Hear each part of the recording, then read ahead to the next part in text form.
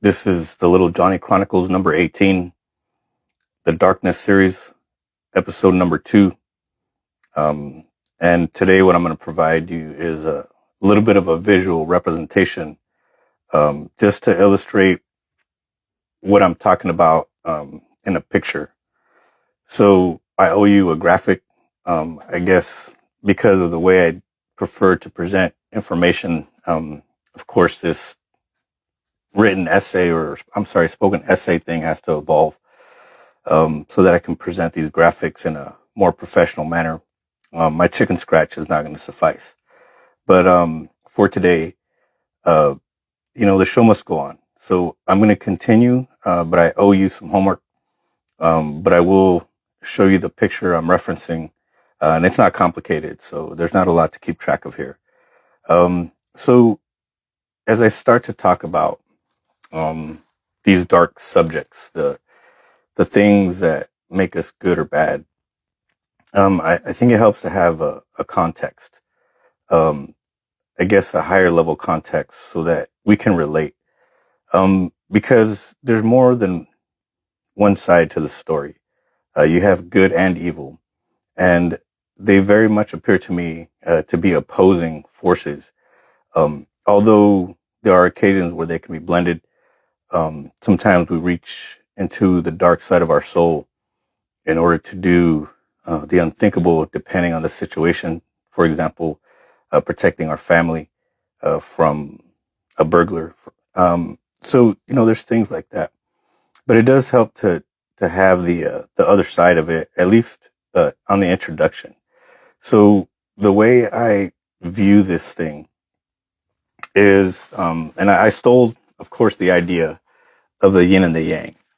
And if you look at it, obviously, you have the dark circle, the little dot on the light, and then the dark circle, the black, the dark spot on the light, correct, and the empty circle in the dark side, right? And what I think they represent, at least in my head, my simple head, that is despair. So life can be hunky dory. You have a life event, and boom, there you are. Or you're born into a certain situation, and boom, there you are, right in the middle of the storm. Um, you can also have the other side, right? This is, if this is despair, this is hope. So as you traverse and navigate the dark side of humanity, if you're born into this dark shaded area, there's always hope for you.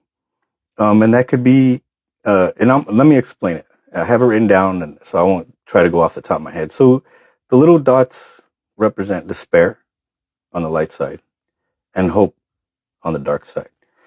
Um, so what are the characteristics of despair? And what do they cause? Excuse me. And what do they cause us to do? So we're in despair. To do wrong is easy compared to doing right, which is hard. The easy has negative consequences for yourself or others, and the hard has positive consequences for the self or others. So it's not really a complicated definition. Good, bad, etc. So what are some of the levels of despair that I've outlined? So what I'm going to talk about is the darkness, but initially what I'm going to do here is try to correlate the components or the characters or the descriptions of darkness, and try to find an equivalent on the light side. So despair, what's the lowest tier of darkness for me? Like the grouping, moral and ethical compromise. So as you can see, that doesn't sound like crime, does it? But that can be quite dark. If we remember about the troll is simply the ethical and moral compromises we make on a daily basis.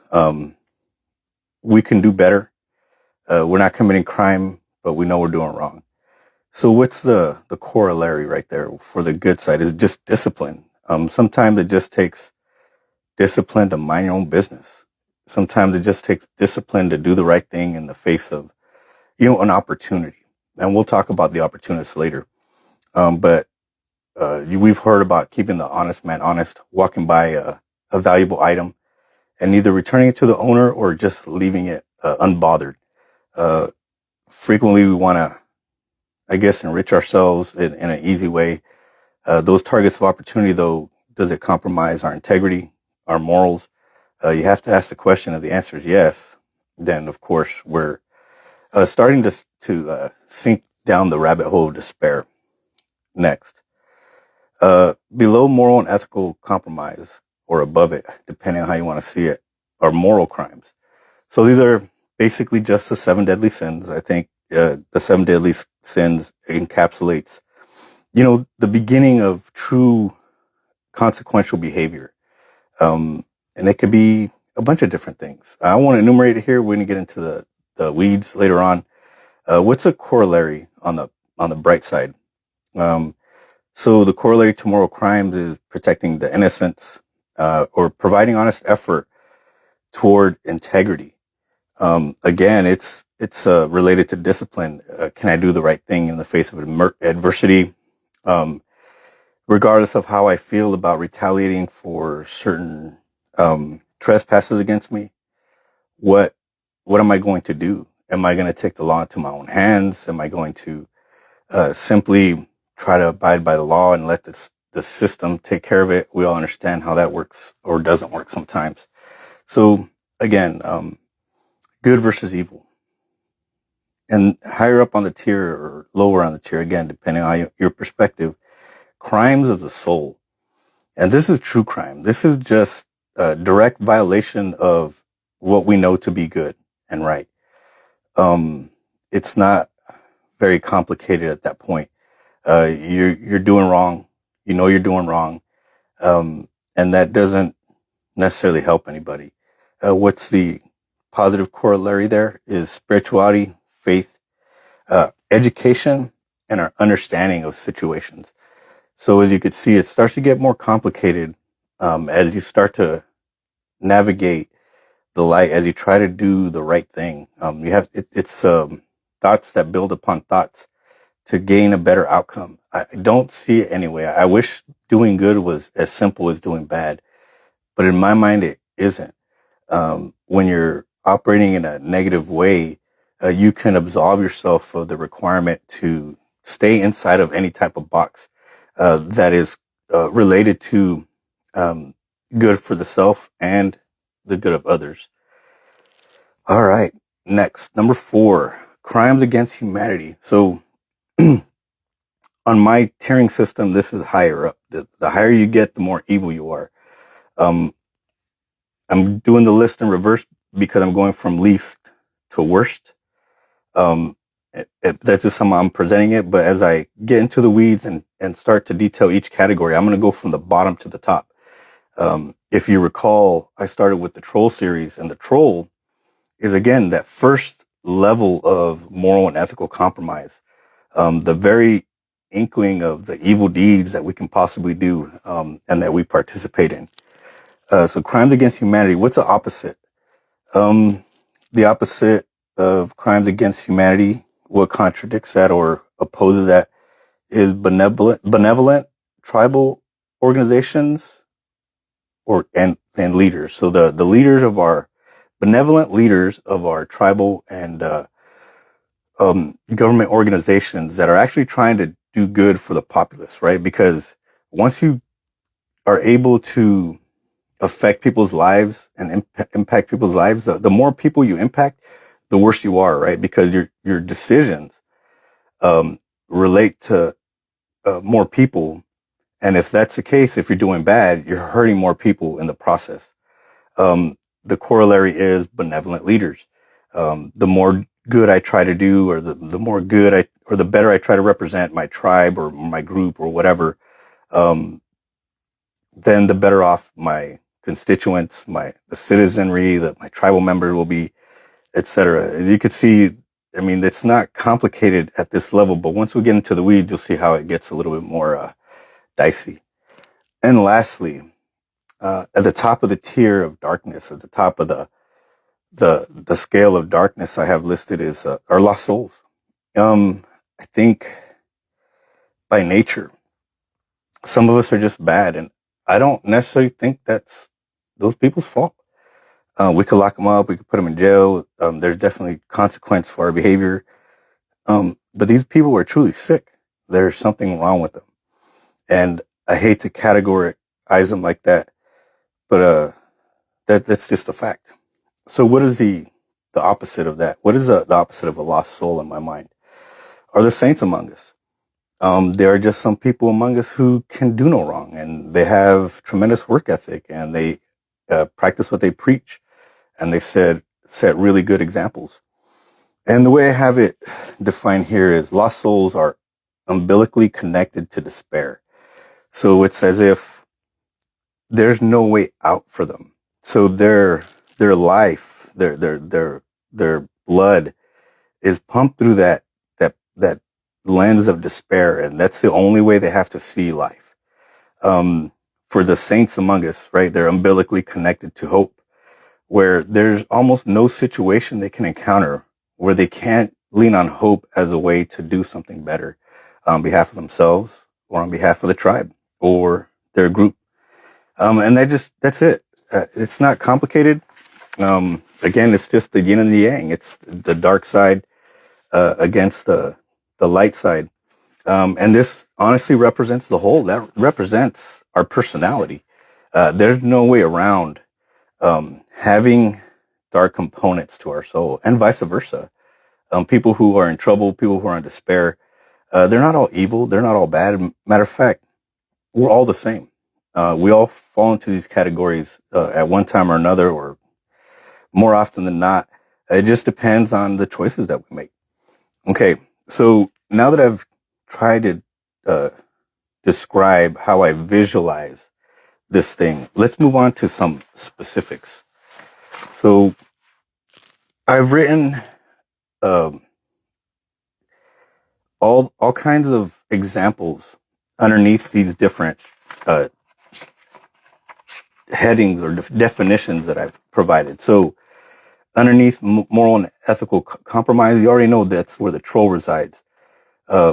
Moral crimes, I'm going to enumerate different types of behavior that falls under the violation of just a simple moral code. And we're just going to use the 7 deadly sins as a baseline for those crimes. Crimes of the soul, and that's going to define just regular crime, where people just know what they're doing. They know they're doing wrong, and they execute it anyway. Crimes against humanity, that's another group. These are big entities, sometimes legitimized entities that, like, think of a government, that just commit crimes that are heinous. They're atrocious. They affect a lot of people in a negative way. They kill people. Just think about the depravity there. Fill in the blanks for now, and we'll get to it. And then lastly, the lost souls. We're going to discuss these people.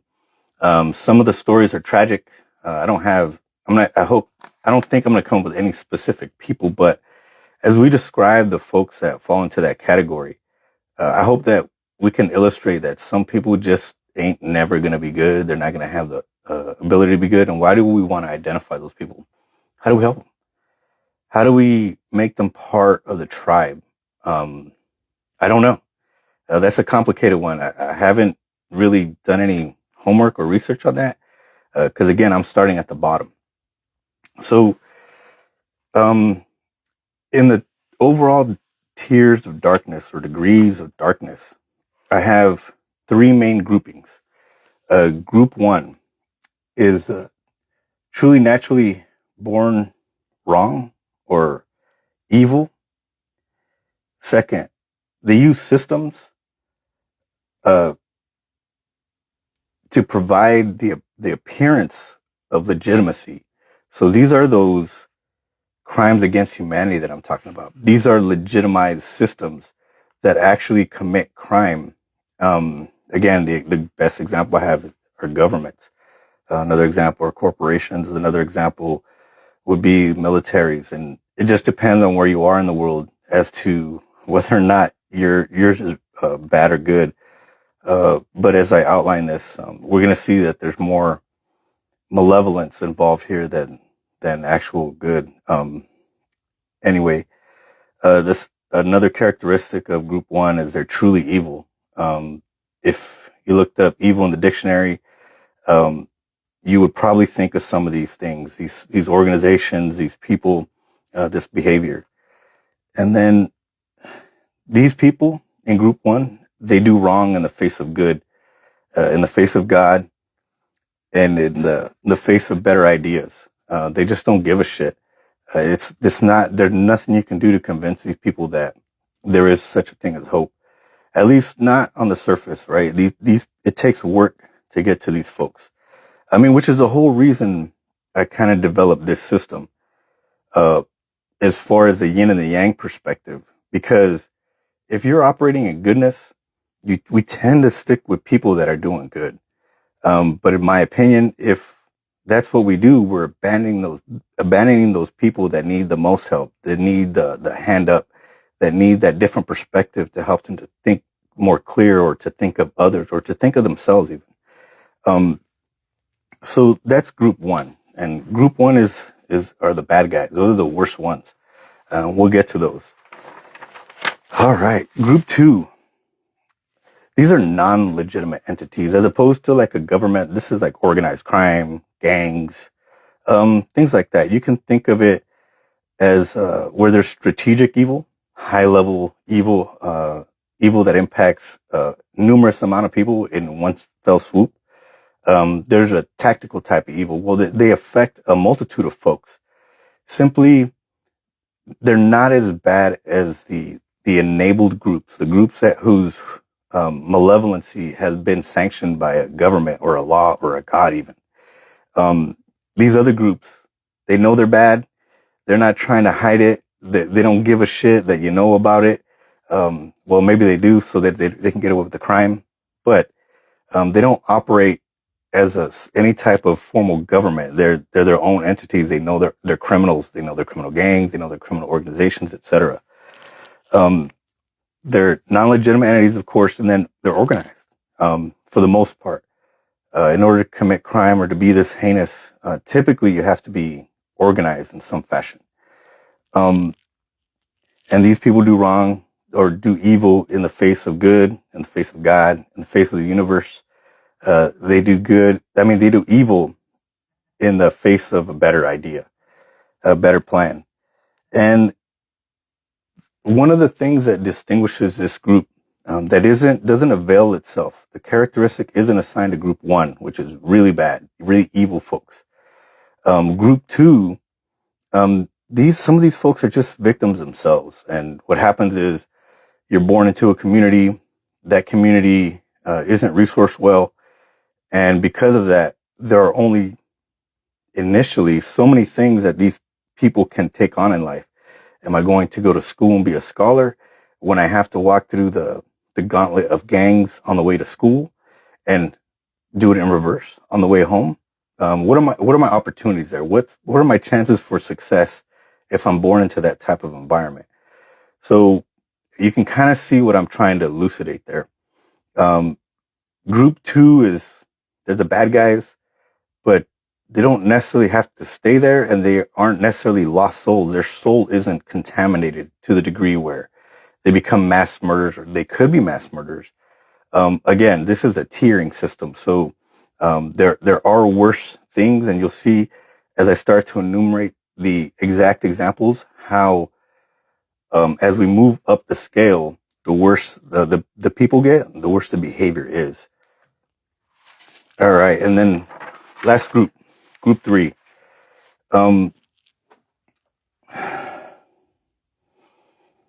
Group three is not less benign necessarily. They definitely have an impact on society and on us as people in a negative way. But are they evil? I think it involves more mischievousness that can lead to evil. That it's directly correlated. This is where we're going. This is a path. Of course, as we move down the tier of group three, at the bottom of it, you'll see the troll, right? The troll is the least impactful. However, we've already enumerated how they can be impactful, even if they're operating in a legitimate capacity. Because the troll, in my opinion, isn't breaking the law necessarily. They're just a pain in the ass. They're just there to troll you, to make life harder when it doesn't have to be. They operate against the spirit of good, for the sake of operating against the spirit of good. It's not complicated. Um, these folks do wrong in the face of good. They make poor decisions. They do wrong in the face of better ideas, better plans. That's all of us, right? That's captures the last group. And if we don't fall into the other two tiers, which just depends on how we live our lives, and I'm going to show you how a regular person could easily be vaulted to a group 2 or even a group 1 category just based on their behavior, where they work, where they live. It just depends. We'll discuss all that. But group 3, if you don't fall into any of those other two groups, you're definitely in group 3. There's no way around it. I know I spoke about saints, but how many saints do you know? I don't know any. I know a lot of good people. I don't know a lot of perfect people. I don't know any perfect people. So there you go. We're all part of this, I guess, section of darkness. And it resides in all of us. And so again, we're just trying to identify it, see where it exists external to us, internal to us, and what can we do to improve the situation? Of course, if that's what we want to do, but I think we should all be working to improve our situation, improve our foxhole, our fighting position on a daily basis, for our own welfare and the welfare of others. All right. Next. Other characteristics of group 3 are that they're likely victims. They're likely victims of systems. And a few examples of those systems are the foster care system, our education system or lack of education system, and our judicial system, which frequently lacks justice. Basically, all that crap needs to be updated. They need to broaden their philosophy on what the idea of justice is. Can you take money out of the justice equation? That would be ideal. I don't know if there's a way to get there. Anyway, you can see how some systems work to create victims. And then some people are just victims of circumstance. How do you develop to become a quote unquote normal person? If you're raised in a house where from the day you're born, you're being abused, where you're exposed to violence, where, you're exposed to poverty and you don't have the resources, or your parents don't have the resources to get you a better education or to get you out of that situation physically. You have to exist in your environment. We're products of our environment largely. So, group 3 is kind of the catch-all, but it's also the beginnings. This is where we give birth to the tier 2 and tier 3 malevolency. Tier 2 and tier 1 malevolency. Remember that the lower your number, tier 1, that's the worse you are. Tier 2, middle ground, they're not really a middle ground, they're evil fuckers too. And then tier 3, which is where we all participate, whether we like it or not. All right. The first thing I described in this tier of darkness was the troll. I kind of went in depth on it. I use it as a trial run to help me work on these presentations. Of course, I still have a lot of work to do, but we're still going to work toward doing a better job. I owe you some homework. I owe you a graphic on the yin and yang and the descriptions, and it's just a real nice way to capture what I'm talking about. Keeping this at the top of our head or at the back of our mind as we discuss these different tiers. So we discussed the troll. The troll is the opposite of the Midas touch. Everything they touch turns to shit. It doesn't turn to gold. So when you behave like a troll, you're introducing pollution, behavioral pollution into the environment, and nobody likes it. You don't like it when it's done to you. Stop it, right? Trolls. What are some of their characteristics? They create senseless chaos. They are indifferent. They're selfish. They're energy and time vampires. We had that discussion. They're contagious. Debbie Downer, Sad Sallies, people who act in a bad way, especially if they're a leader, they could affect hordes of people, and making a good situation bad or a bad situation worse. And they're destructive. So a troll can be destructive. Of course, it just depends on their position of power. For example, if you have a trolling cop who comes through the neighborhood, that could be pretty disastrous. It could end in even death. I think we've seen some of those things. Not to pick on the cops, but that's a scenario that keeps playing itself out on the internet. Um, what's another position of power that is acting malevolent? Our presidency, or fucking pick a branch.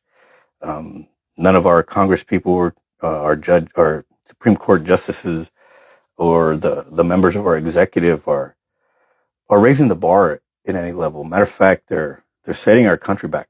I don't know why. Of course, that's just one person's opinion, but I think just on the surface, it's evident that they are not acting in the best interests of the U.S. population.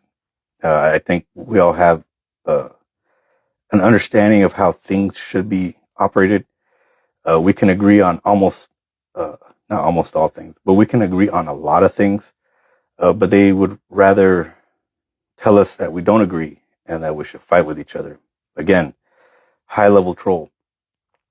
What are we going to talk about next? So we hit up the trolls pretty hard. What I'm going to talk about next is a low tier, right? This is where we get into the criminality portion. This is where we rise beyond the level of a troll. There are a lot of examples. Of course, this list is not exhaustive. So if you can think of other examples, that's fine. I didn't make a mistake. I'm simply put down the things that came to mind one day, and this is a list that I have. I've expanded on it a little bit. I've refined it, and this is where we are. So the next topic is going to be the addict. Why do I want to discuss the addict? Well, if you look at the addict, they're not always the bad guy or bad gal. Sometimes they're victims of circumstance. If we talk about the opioid crisis, that crisis was created by legitimate entities. It was created by Purdue Pharma, overprescription of pain medication that they knew scientifically was addictive and that they pushed like a regular drug dealer. Simply, the difference is they're legitimized. So where on the tiering system does Big Pharma fall compared to the addict? The addict is a customer. They're the end user of a product. So if I'm putting out poison en masse, is the end user the problem or the producer the problem? And if you use the Big Pharma addict analogy, you can just see who the problem is there.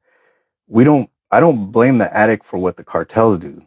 So why would I blame the addict for what Big Pharma does? Those are two different things. They are distinctly different types of crime.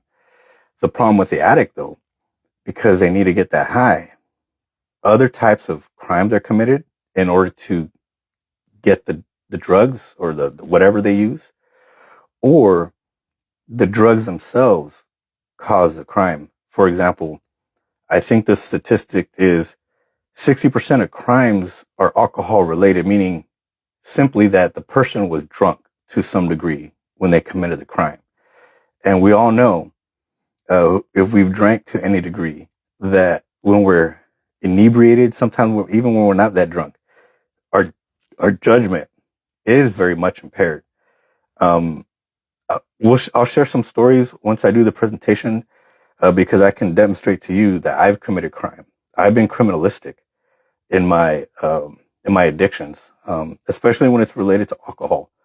I've drank a lot in my life. I mean, you could call me an alcoholic or recovering, however you want to look at it. But I'm willing to share those things. And when I develop the presentation of the addict, we'll go through it because they're kind of a mixed bag. There's some victims there. There are some malevolent actors there. But I think largely, most of those people just need help.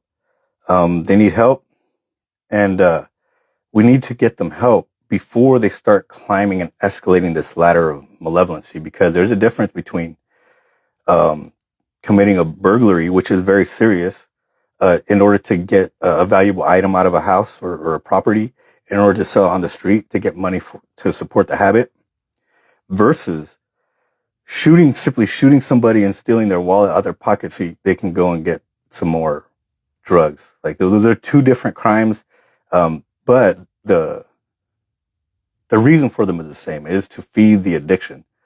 But the consequences are very different for all parties involved. So I look forward to doing this presentation. Let me summarize real quick because I know I didn't do a great job of presenting, but let's review. So as we start to discuss the tier of darkness, I'd like you to keep in mind the yin and the yang of it, the dark and the light. And of course, the little dark spot in the light and the bright spot in the dark. The bright spot is going to represent hope. The dark spot is going to represent despair. And there are a bunch of just characteristics assigned to each of those. So assigned to despair, despair is easy.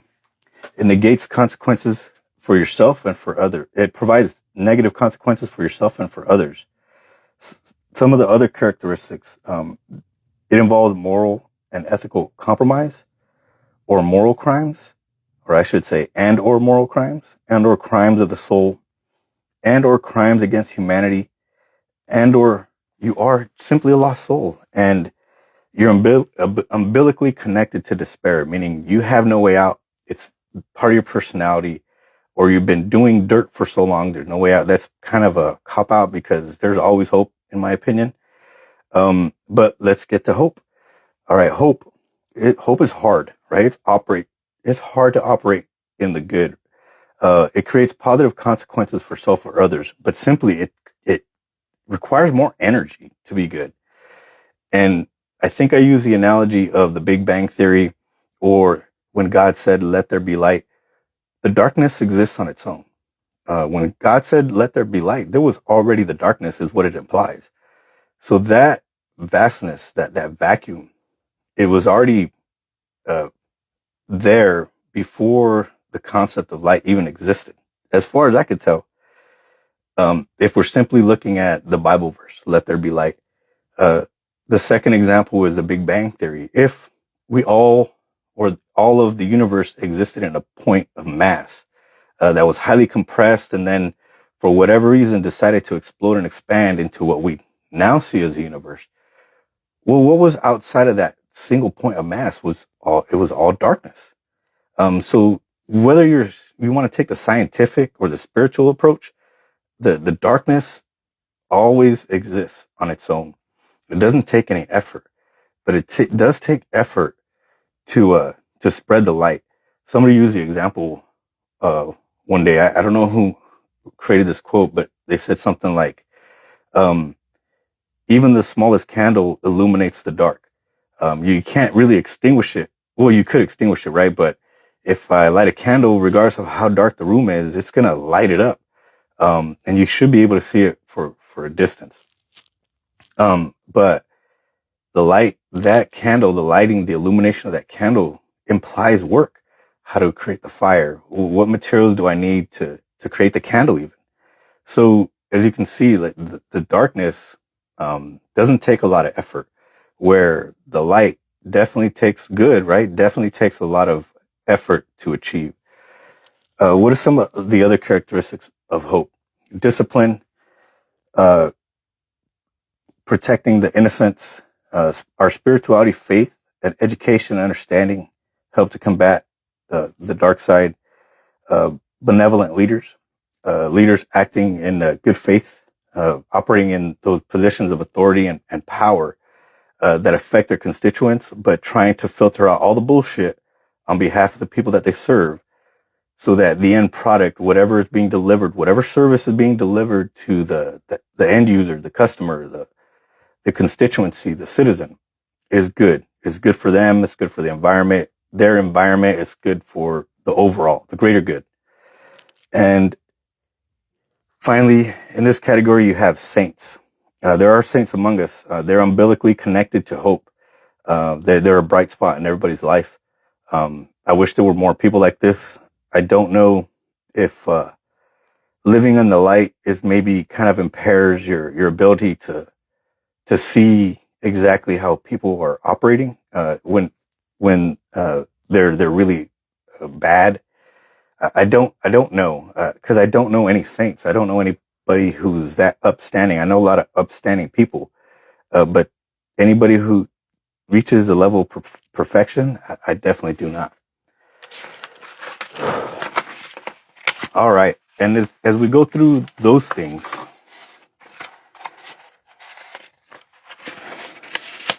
as I start to discuss the tiers of darkness, we're going to get into the groupings. So we're going to start in group 3, but again, I'm just kind of giving to you in the order that I wrote them, but I'm going to start from the bottom up. So the oral presentation here is starting from the most evil to the least. But when I do the individual presentations for the characters that are involved, I'm going to go from the bottom to the top. And again, an illustration of that is the troll. The troll is at the bottom of the list of all these lists. The troll is at the bottom. So our tier 1 category involves truly naturally evil people who are born this way. Their disposition is that of evil. They use legitimized systems to provide the appearance of legitimacy. They use systems to provide the appearance of legitimacy. Now, these are legit systems. They're, again, the government's the first example that come to mind. But the powers that be, the people that are in control of these systems, are using them for nothing but evil, or they're components of the system that they're leveraging to take advantage somehow, whether it's to enrich themselves financially or to simply manipulate policy, etc. They're truly evil. There's no way around it.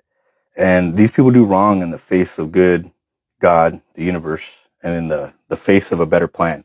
That's group 1. Real evil, bad people. All right. Group 2. These are non-legitimate entities. So they're big, powerful entities, but they're not sanctioned by the government. Matter of fact, there's probably a government entity that's designed to counteract these evil forces, these larger, non-legitimate organizations that are into crime. They're quite simply the example, the mafia, the cartels, other types of gangs, etc. These are organized groups. Again, these people do evil in the face of good, God, the universe. These people all know better. And they could be victims themselves. That's what pushes them down to the group 2 tiering. Group 1, those people are not victims. Those people are looking for any reason to get over. And they're typically using a legitimized system in order to do that. Meaning, they embed themselves and they cloak themselves under the veil of the law, but then use the law to leverage their evil deeds. And we'll get to it. I'm not going to explain it right now. I think you can use your imagination. Just think about a corporation or a bad corporation. Not all of them are evil, but a lot of them are. And tier 3, these people range from just simply mischievous, like the troll, to truly evil, like a thief, a burglar, right? Come on, these people know better. They do wrong in the face of good, God, the universe, better ideas and better plans. But these folks in tier 3, they're likely victims, as opposed to tier 2, where they could be victims, but maybe not. And tier 1, where there's definitely no victims there. They're just bad actors. Tier 2 could be victims. These people are likely somewhere in the middle. They probably victimized. They're a victim of circumstance. They were born into an abusive household. They were born into violence. They were born into poverty, or they're a victim of a system of some sort. A shitty family, shitty foster care, shitty education, or the victim of a shitty judicial system. So that's those are the 3 groupings in the tiers. Group 1, group 2, and group 3. And finally, at the bottom of the tiering system, we have the troll, and we're going to start with the addict. The addict is kind of the beginning of the unraveling of our evil deeds, or at least we can start there to try to identify regular people consumed by a thing, their bad habit in this case, or whatever, and they're prodding to malevolency by that bad habit. Not all people who do drugs end up committing crime, but a lot of people who commit crime are on drugs or alcohol. And so that's where the idea comes from, is I think that's where we can find the crossroads between victims and evil people, truly malevolent actors. And we can start to separate, tease out where there are simply people, victims of circumstance, and actual malevolent bad actors who are destined through their own will to climb the ladder of darkness that I'm going to outline. So that concludes today's little speech. I know I did a horrible job today. I guess, honestly, I simply wasn't in the mood.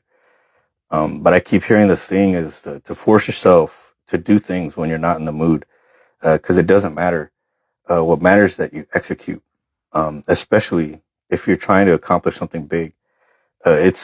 There's something about the repetition, and I think we all understand what that means, right? There's something about going through the experience, and gaining all the knowledge you can from the experience. That I keep hearing lately. It's not the destination; it's the journey. So this is part of the journey. This is part of my journey, and as choppy as it is, I have to continue to execute, for the simple fact that if I don't, I'll never master this. I'll never get good at this.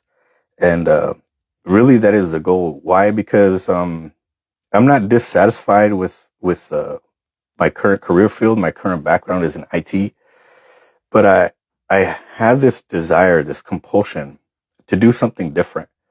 What is it? What do they call it? Purpose? To find my purpose? I don't think my purpose is in information technology.